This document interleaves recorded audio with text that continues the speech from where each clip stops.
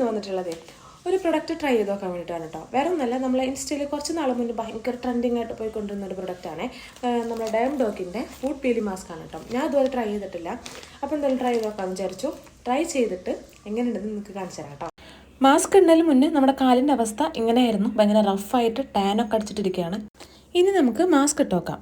ഈ മാസ്ക് ഇടയിൽ തൊട്ട് മുന്നായിട്ട് നമ്മൾ കാല് നന്നായിട്ട് വാഷ് ചെയ്തിട്ടുണ്ടാവണം കേട്ടോ. അതിനുശേഷം നമുക്ക് ആ മാസ്ക് ഇട്ടിട്ട് അതിൻ്റെ അറ്റത്തായിട്ടൊരു ഗ്ലൂ ഉണ്ടാവും. ആ ജസ്റ്റ് വെച്ചിട്ട് നമുക്കത് സെക്യൂർ ചെയ്ത് വെക്കാം. അതിനുശേഷം ഒരു 2 hours നമ്മൾ വെയിറ്റ് ചെയ്യണം കേട്ടോ.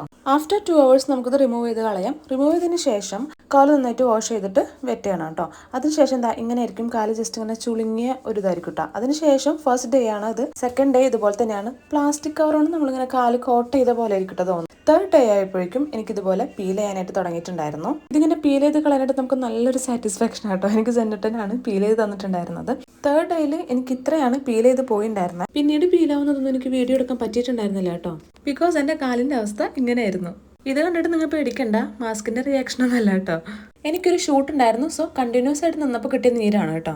3 weeks കഴിഞ്ഞപ്പോഴാണ് എനിക്കിത് മൊത്തം പീലായിട്ട് പോയത്. എന്തായാലും കാലൊക്കെ നല്ല ബേബി സോഫ്റ്റ് ആയിട്ടുണ്ട്. അപ്പൊ ഇതുവരെ ട്രൈ ചെയ്ത് നോക്കാത്തതുണ്ടെങ്കിൽ ഒന്ന് ട്രൈ ചെയ്ത് നോക്കണേ. അടിപൊളി പ്രൊഡക്റ്റ് ആണ്. അപ്പൊ ഇനി നെക്സ്റ്റ് വീഡിയോയിൽ കാണാം. ബൈ.